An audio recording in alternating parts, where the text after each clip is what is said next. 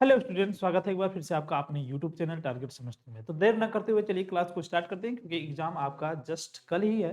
तो ज़्यादा परेशान होने की जरूरत नहीं है। फिर से हम आपको जो है वीडियो प्रोवाइड करा दे रहे हैं। इसको रिवीजन करके तभी जाइएगा, प्लेलिस्ट फॉलो कर लीजिएगा। चाहे वो हिस्ट्री की हो, चाहे पॉलिटी की हो, चाहे ज्योग्राफी की हो। जब तक आप प्लेलिस्ट नहीं फॉलो करेंगे तब तक आप बढ़िया नंबर नहीं गेन कर पाएंगे। ठीक है, तो चलिए स्टार्ट करते हैं पहले, क्योंकि टाइम ऑलरेडी बहुत कम है, आप लोगों को रिवीजन भी करना है। तो स्टार्ट करते हैं। ठीक है, देखिए यहाँ पे जो पहला क्वेश्चन है, कह रहा है कि सोलंकी वंश का अंतिम शासक कौन था। अंतिम शासक पूछ रहा है, तो बाबू अंतिम शासक हो जाएगा भीमद्वितीय। ठीक है ना। अगर प्रथम शासक पूछेगा तो हो जाएगा मूलराज प्रथम। ये मूलराज प्रथम जो है, ये प्रथम शासक थे, प्रथम शासक थे। और जो भीमद्वितीय है, ये जो है अंतिम शासक थे। याद रखना है, अंतिम शासक और प्रथम शासक किस वंश के? सोलंकी वंश के। याद रखना है, ठीक है ना। इंग्लिश में भी the last ruler of the Solanki dynasty was, तो भीमद्वितीय। ठीक है ना। ऑप्शन नंबर सी आपका सही हो जाएगा। चलिए, ये क्वेश्चन हो गया। नेक्स्ट क्वेश्चन की तरफ बढ़ जाते हैं। नेक्स्ट क्वेश्चन से आपका चंद्रवरदाई। चंद्रवरदाई किसका दरबारी कवि था? ठीक है ना। Who quotes poet was the Chand Bardai? तो आपका सही आंसर यहाँ हो जाएगा पृथ्वीराज चौहान, क्योंकि चंद्रवरदाई ने एक पुस्तक लिखी थी जिसका नाम था पृथ्वीराज रासो। पृथ्वीराज रासो, ठीक है ना, रासो, पृथ्वीराज रासो। ये पुस्तक लिखा था किसने? चंद्रवरदाई ने। ठीक है। और चंद्रवरदाई किसका दरबारी कवि था? तो पृथ्वीराज चौहान का ये चंद्रवरदाई बेसिकली क्या था? कवि था। ठीक है ना। अच्छा, इंग्लिश में भी आपका सही आंसर हो जाएगा ऑप्शन नंबर ए। ठीक है। एक चीज और याद रखना है कि ये जो पृथ्वीराज चौहान है, ये पृथ्वीराज चौहान तृतीय है। ठीक है, जो तृतीय है ये पृथ्वीराज चौहान के नाम से फेमस थे। पृथ्वीराज तृतीय जो थे वो पृथ्वीराज चौहान के नाम से फेमस थे। इस बात को याद रखना है। ये क्वेश्चन पूछा है प्रीवियस ईयर एग्जाम में, तो इसको भी याद रखना है। ठीक है ना। चलिए नेक्स्ट क्वेश्चन की तरफ बढ़ जाते हैं। नेक्स्ट क्वेश्चन से आपका पृथ्वीराज विजय किसने लिखा है? आपको कंफ्यूज नहीं होना है। पृथ्वीराज विजय जिसने लिखा है वो लिखा है बेसिकली जयानक ने लिखा है। ठीक है ना। ऑप्शन नंबर ए आपका सही हो जाएगा। चंद्रवरदाई ने जो लिखा है ये पृथ्वीराज रासो लिखा है। क्या लिखा है? पृथ्वीराज राज रासो। आपको कंफ्यूज नहीं होना। पृथ्वीराज रासो किसने लिखा है? चंद्रवरदाई ने। और पृथ्वीराज विजय किसने लिखा है? तो ये बेसिकली जयानक ने लिखा है। इसको याद रखना है, कंफ्यूज नहीं होना। ठीक है ना। चलिए, 3 क्वेश्चन हो गया। इंग्लिश में भी इसको देखते चलिएगा। हु रोट द पृथ्वीराज विजय? तो आपका सही आंसर ऑप्शन नंबर ए सही हो जाएगा, जयानक। ठीक है ना। ऑप्शन नंबर ए जयानक। ठीक है। चले नेक्स्ट क्वेश्चन की तरफ बढ़ जाते हैं बाबू। बिल्कुल भी कंफ्यूजन नहीं क्रिएट करना है, बस रिवीजन करते चलिए, क्वेश्चंस को देखते चलिए, जो इसका एक्सप्लेनेशन हम बता रहे हैं उसको भी देखते चलिए। ठीक है।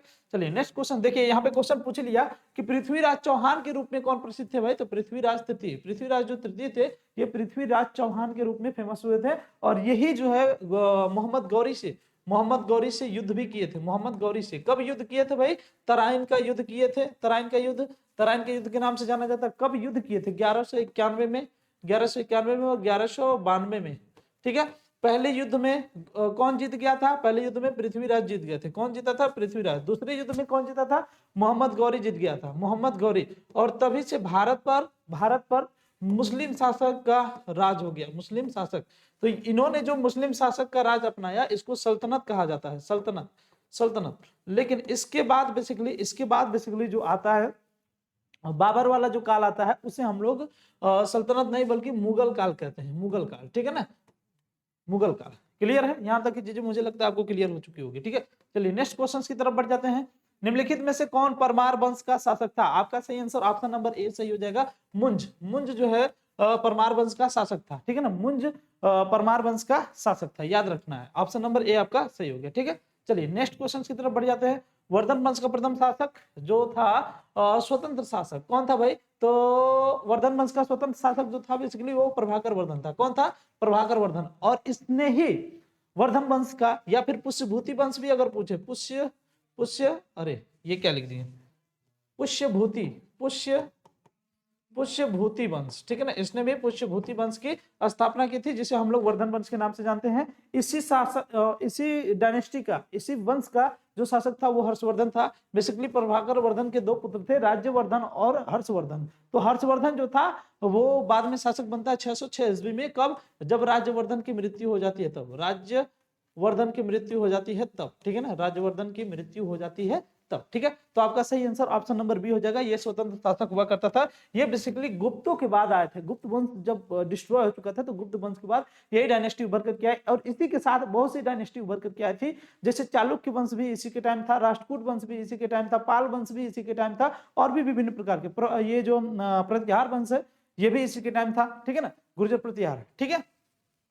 और गुर्जर प्रतिहार ने ही लास्ट तक कन्नौज पे शासन कर रखा था और यही राज्यवर्धन था। इसकी मृत्यु हो जाने के बाद जब हर्षवर्धन बनता है वहां पे राजा, तो ये अपनी जो राजधानी थी थानेसर से कन्नौज कर ली थी। तो ये भी क्वेश्चन बनता है कि थानेसर से कन्नौज राजधानी किसने की थी, तो हर्षवर्धन ने की थी। चलिए नेक्स्ट क्वेश्चन देख लेते हैं। वर्धन वंश का संस्थापक देखिए यहाँ पे पूछ लिया, वर्धन वंश का संस्थापक कौन है भाई, तो वर्धन वंश का संस्थापक जो है ये प्रभाकर वर्धन हो जाएगा। ऑप्शन नंबर बी आपका सही हो जाएगा, option number B Prabhakar Vardhan, option number B Prabhakar Vardhan. Pushyabhuti वंश भी इसे कहते हैं, ध्यान रखिएगा, पुष्यभूति वंश भी इसे कहते हैं। हर्षवर्धन प्रभाकर वर्धन का छोटा पुत्र था, हर्षवर्धन प्रभाकर वर्धन का छोटा पुत्र था और राजवर्धन प्रभाकर वर्धन का बड़ा पुत्र था। और वर्धन वंश की स्थापना किसने करी थी, तो वर्धन वंश की स्थापना बेसिकली प्रभाकर वर्धन ने की थी, गुप्तों से हट करके, ठीक है ना। चलिए नेक्स्ट क्वेश्चन से क्वेश्चन पूछ रहा है कि नागानंद रत्नावली प्रियदर्शिका नाटक के रचनाकार कौन थे भाई, ऑप्शन नंबर डी सही होना चाहिए, ऑप्शन नंबर डी, ठीक है ना। हर्षवर्धन, हर्षवर्धन है। हर्षवर्धन कौन थे भाई, हर्षवर्धन बेसिकली वो थे, क्या बोलते हैं, हर्षवर्धन, हर्षवर्धन कवि भी थे और राजा भी थे। और ये जो है हर 5 वर्ष पे एक प्रोग्राम किया करते थे। और ऐसा माना जाता है कि जो कुंभ का मेला लगता है ना, महाकुंभ 12 वर्ष पे, ठीक है, 12 वर्ष पे, उसका भी क्रिएशन पहले इन्होंने किया था। और मोक्ष नामक करके ये हर 5 वर्ष पे किया करते थे उत्सव, ठीक है ना। और 12 वर्ष पे कुंभ का जो उत्सव होता है इसको भी इन्होंने ही स्टार्ट किया था। तो ये दोनों याद रखना है, हर्षवर्धन ने नागानंद रत्नावली प्रियदर्शिका, और इन्होंने ही 100 गांव नालंदा यूनिवर्सिटी को दान में दिया था, नालंदा यूनिवर्सिटी को बढ़ाने के लिए, ठीक है। विशाखा दत्त जो थे इन्होंने मुद्रा राक्षस लिखा था, क्या लिखा था, मुद्रा राक्षस, क्या लिखा था, मुद्रा राक्षस। बाणभट्ट जो थे ये हर्ष के दरबारी कवि थे, इन्होंने लिखा था हर्षचरित, इन्होंने लिखा था हर्षचरित, ठीक है ना, इन्होंने हर्षचरित लिखा था। चलिए नेक्स्ट क्वेश्चन की तरफ बढ़ जाता है, मुझे लगता है इतना बहुत है इस क्वेश्चन से रिलेटेड। हाँ, नेक्स्ट क्वेश्चन से आपका 9 नंबर का क्वेश्चन कह रहा है कि किसके शासनकाल में ह्वेत्सोंग भारत आया था। आपका सही आंसर ऑप्शन नंबर बी हो जाएगा हर्षवर्धन के शासनकाल में आया था। हर्षवर्धन के शासनकाल में ह्वेत्सोंग भारत आया था और इसने सी यू की नामक यात्रा वृत्तांत लिखा था, यात्रा वृत्तांत। उस समय इसने भारत की सारी व्यवस्थाओं के बारे में लिखा था, नालंदा यूनिवर्सिटी के बारे में भी लिखा था। और नालंदा यूनिवर्सिटी के बारे में क्या लिखा था कि 10,000 स्टूडेंट पढ़ते थे और 10,000 स्टूडेंट को पढ़ाने के लिए 2,000 टीचर हुआ करते थे, 2,000 टीचर हुआ करते थे। अरे 20,000 कर दिए क्या भाई, मिटा दो भाई, इधर से इधर मिटा दो, ठीक है ना। 10,000 स्टूडेंट को पढ़ाने के लिए 2,000 टीचर हुआ करते थे उस समय नालंदा यूनिवर्सिटी में। सोचो कितनी बड़ी यूनिवर्सिटी रही होगी। और इसी नालंदा यूनिवर्सिटी को बढ़ाने के लिए हर्षवर्धन ने 100 गांव दान भी कर दिए थे। 100 गांव याद रखना है, क्वेश्चन पूछता है, 100 गांव दान दे दिए थे, ठीक है ना। कंफ्यूज बिल्कुल नहीं होना है, एक एक फैक्ट को अगर आप लोग लेक्चर्स को रिविजन करते रहोगे तो ज्यादा बेनिफिशियल रहेगा आपके लिए, ठीक है ना। चलिए नेक्स्ट क्वेश्चन की तरफ बढ़ जाते हैं।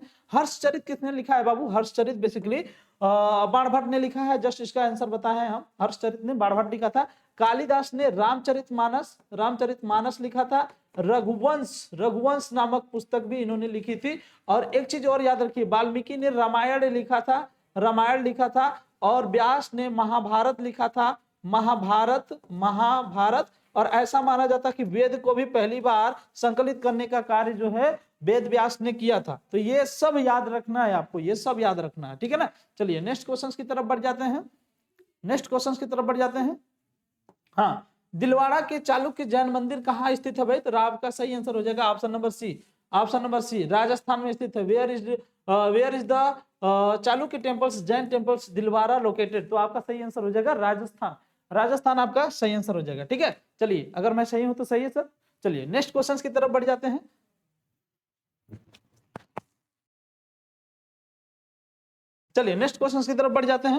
नेक्स्ट क्वेश्चन से आपका चालुक्य शासन पुलकेशिन द्वितीय की हर्ष विजय का वर्ष कब था, तो बाबू 618 था, 618। हुआ क्या था बाबू, ध्यान दीजिए। यहाँ पे उत्तर भारत में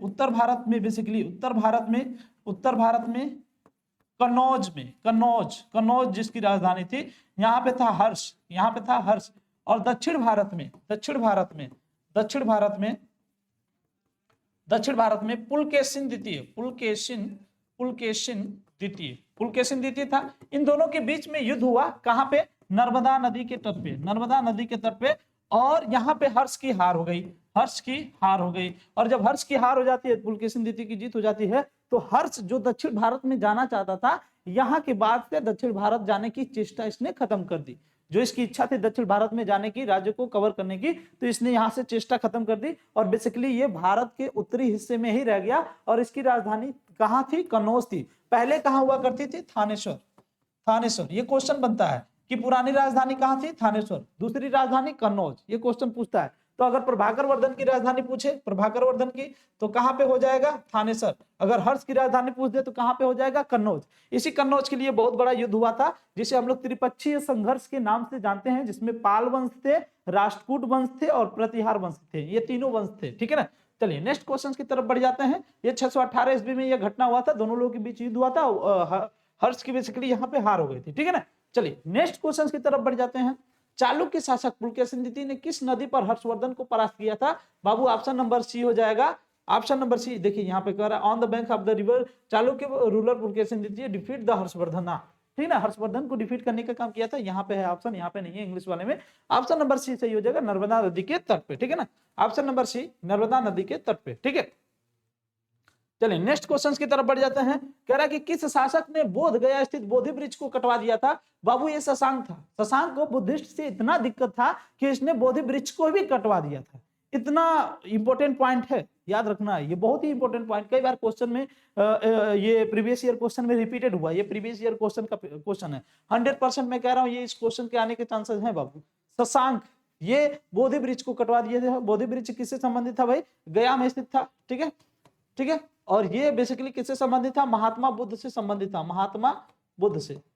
अच्छा, इसको बोधि वृक्ष के नाम से क्यों जाना गया? बोधि वृक्ष के नाम से इसलिए जाना गया क्योंकि इसी वृक्ष के नीचे महात्मा बुद्ध को ज्ञान प्राप्त हुआ था, इसीलिए इसका नाम बोधि वृक्ष हो गया। और जैसे ही महात्मा बुद्ध को ज्ञान प्राप्त हुआ, उसके बाद उन्हें तथागत के नाम से जाना जाने लगा, तथागत के नाम से। ठीक है ना, ये क्वेश्चन प्रीवियस ईयर में बना हुआ है, आगे भी देख लीजिएगा। ठीक है। चलिए नेक्स्ट क्वेश्चन से आपका, किस शासक ने कश्मीर के शासक से बुद्ध के दांत के अवशेष बलपूर्वक अपने यहाँ लाया था? बाबू हाँ, ये जो है कनिष्क है। कनिष्क कुषाण वंश का शासक कनिष्क। इसके काल में सोने के शुद्ध सिक्के, सोने के शुद्ध सिक्के। ठीक है ना। अच्छा, एक बात और याद रखिएगा, सबसे ज्यादा सिक्के गुप्त काल में, अगर आपको किसी भी प्रकार की कंफ्यूजन है ध्यान रखिएगा, सबसे ज्यादा सोने के सिक्के गुप्त काल में बनवाए गए। सबसे अधिक सोने के शुद्ध सिक्के कुषाण वंश के जो शासक था कनिष्क, इसके शासन काल में बनवाए गए थे।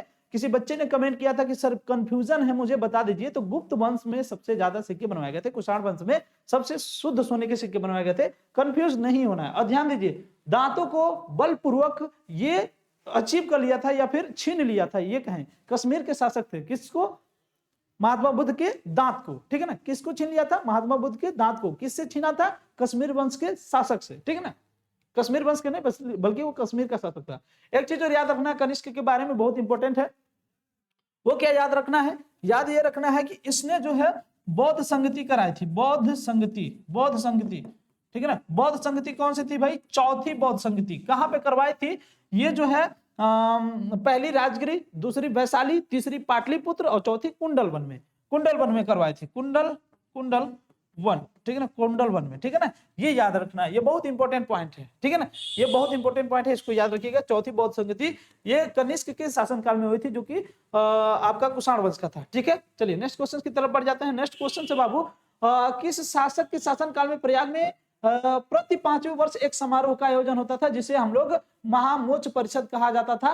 देखिए ध्यान दीजिए, 5 वर्ष पे जो होता था इसे महामोच परिषद कहा जाता था, और जो 12 वर्ष पे होता था उसे महाकुंभ कहा जाता था। और ये हर्षवर्धन के शासनकाल में होता था बाबू। ऑप्शन नंबर ए यहाँ पे सही हो जाएगा, हर्षवर्धन के काल में। ऑप्शन नंबर ए हर्षवर्धन के काल में। During the region which rulers festival was the organised Prayag every 5th years which is called the Mahamoksha Parishad. तो आपका सही आंसर ऑप्शन नंबर ए सही हो जाएगा। ठीक है। चलिए नेक्स्ट क्वेश्चन की तरफ बढ़ जाते हैं। नेक्स्ट क्वेश्चन से आपका, हर्षचरित के किस शासक को हूण केसरी कहा जाता था? बाबू आपका सही आंसर यहाँ पे हो जाएगा Prabhakar Vardhan, option number B. Prabhakar Vardhan को हूण हरिण केसरी बोला जाता था। हूण हरिण केसरी। ठीक है ना। चलिए आपका सही आंसर हो जाएगा हूण हरिण केसरी का बी नंबर सही हो जाएगा। ठीक है। Which rulers Harshacharita was the called हूण हरिण केसरी? तो आपका सही आंसर हो जाएगा ऑप्शन नंबर बी। ठीक है ना, ऑप्शन नंबर बी। चलिए नेक्स्ट क्वेश्चन की तरफ। वर्धन की राजधानी कहां पे थी बाबू? पहले नंबर पे थी थानेश्वर। पहले नंबर पे थी थानेश्वर, बाद में कहां चली गई? कन्नौज। किसके शासन में कन्नौज गई भाई? हर्षवर्धन के। किसके शासन में? हर्षवर्धन के। हर्षवर्धन के शासन में कहां चली गई? कन्नौज चली गई। ठीक है, पहले कहां थी? थानेश्वर में। ठीक है ना, चलिए बढ़ जाते हैं नेक्स्ट क्वेश्चन की तरफ। इंग्लिश में was the Capitals of Vardhan dynasty, तो आपका सही आंसर हो जाएगा थानेश्वर। ठीक है ना, बाद में कहां चली गई? बाद में चली गई कन्नौज। ठीक है, चलिए नेक्स्ट क्वेश्चन है, गुप्त वंश के पतन के बाद उत्तर भारत में बड़े भाग का पुनर्गठन किसने किया था बाबू? हर्षवर्धन ने किया था बेसिकली। एक बात और याद रखिए, इस समय कई प्रकार की डायनेस्टीज उभर के आई थी, जैसा कि हमने आपको बताया था त्रिपक्षीय संघर्ष में। उसके अतिरिक्त भी बहुत ऐसे वंश थे, जैसे आपका हो जाएगा मौखरी वंश। ठीक है ना, मौखरी वंश, पाल वंश, राष्ट्रकूट। ठीक है ना, लेकिन उत्तर भारत में जिसने अपना वर्चस्व संभाला हुआ था, इसी समय चालुक्य वंश भी डेवलप हुआ था, चालुक्य वंश भी। लेकिन ये सब कुछ द्वितीय, कुछ उत्तर भारत, या फिर कुछ पश्चिमी, या फिर कुछ पूर्वी थे। उत्तर भारत के बड़े भाग में जिसने अपना राज्य या फिर वर्चस्व स्थापित किया था, ऑप्शन नंबर सी से हो जाएगा, हर्षवर्धन ने स्थापित किया था। चलिए नेक्स्ट क्वेश्चन की तरफ बढ़ जाते हैं।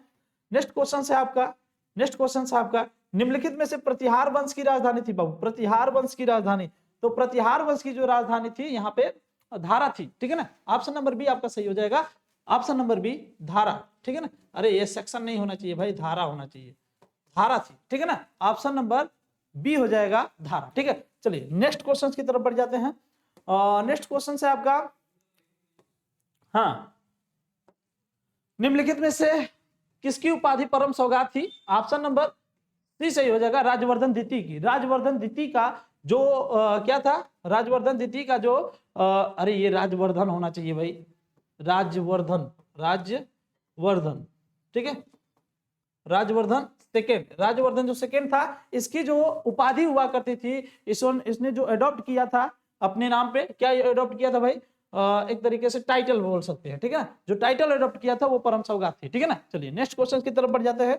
नेक्स्ट क्वेश्चन है आपका, हर्षवर्धन के सोने के सिक्के के पृष्ठभाग पर किसका अंकन था बाबू? शिव और पार्वती का था। किसका था? शिव और पार्वती का था। मैं एक बात और बता दूं कि हर्ष प्रारंभतः शैव धर्म से संबंधित था, प्रारंभ में वो शैव धर्म से संबंधित था, लेकिन बाद में वो बौद्ध धर्म में एंट्री ले लिया, और लास्टली ये बौद्ध धर्म से ही संबंधित रहा, लास्टली ये बौद्ध धर्म से संबंधित रहा। ठीक है, चलिए नेक्स्ट क्वेश्चन की तरफ बढ़ जाते हैं। देखिए इस क्वेश्चन को हमने बता दिया, ये क्वेश्चन फिर से आ गया।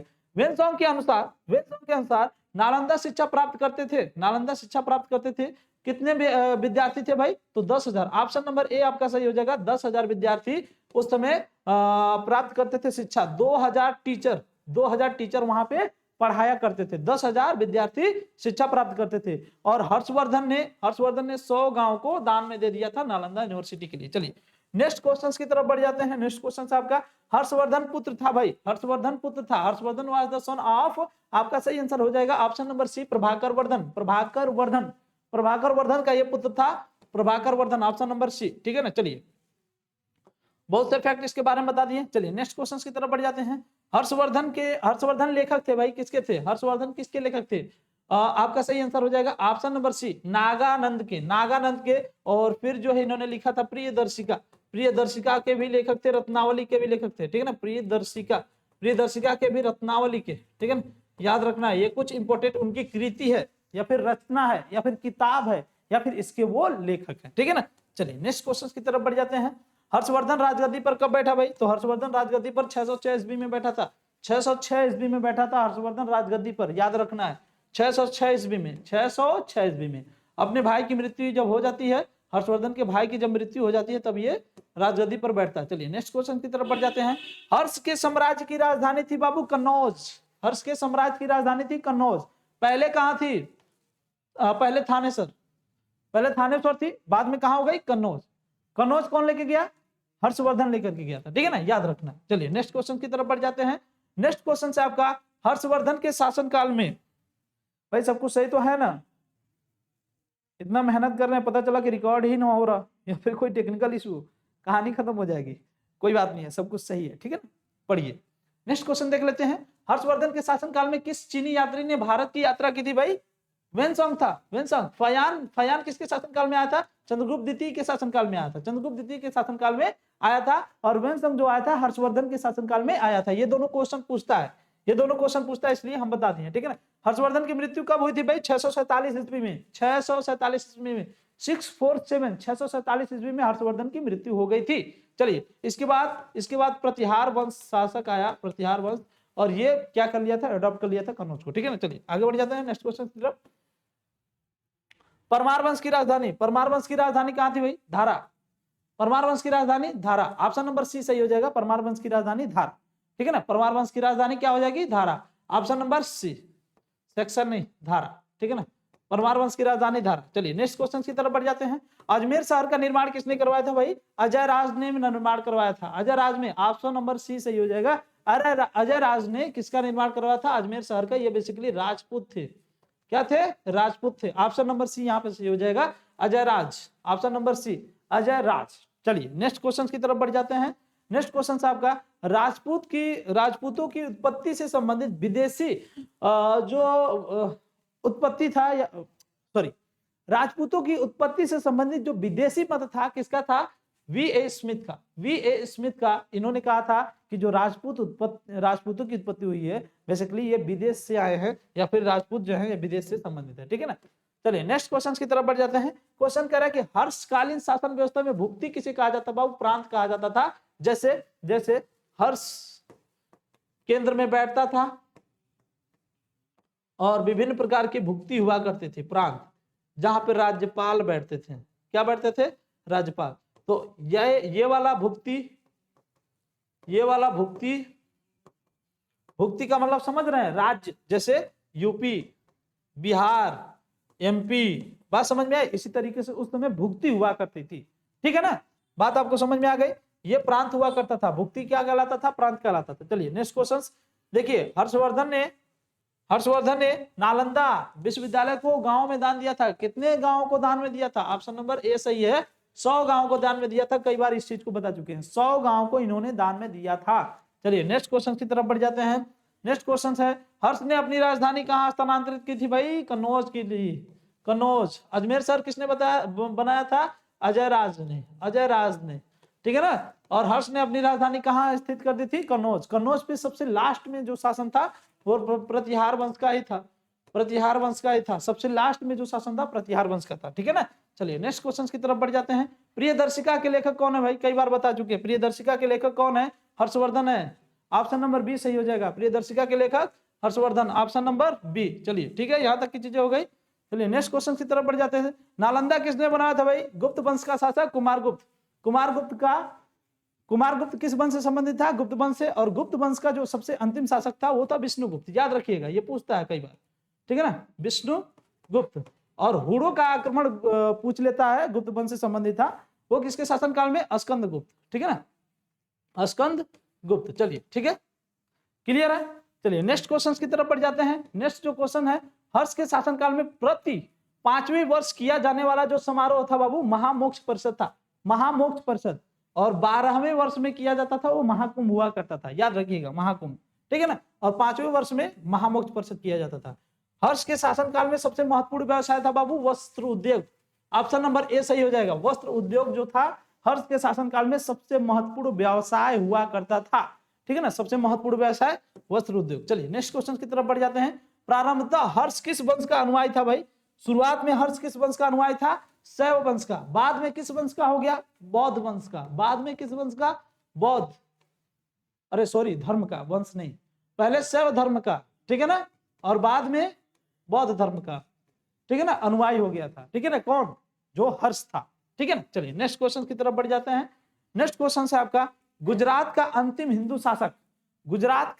हिंदू शासक कौन हुआ करता था भाई, कर्णद्वितीय। ठीक है ना, याद रखिएगा, गुजरात का अंतिम हिंदू शासक कर्णद्वितीय, ऑप्शन नंबर डी आपका सही हो जाएगा। कर्णद्वितीय गुजरात का अंतिम हिंदू शासक हुआ करता था, याद रखिए, कई बार एग्जाम में पूछा हुआ है, ये भी पूछ सकता है। ठीक है ना, व्यान की कृति के क्या नाम थे भाई, सीयुकी व्यान की कृति का नाम था।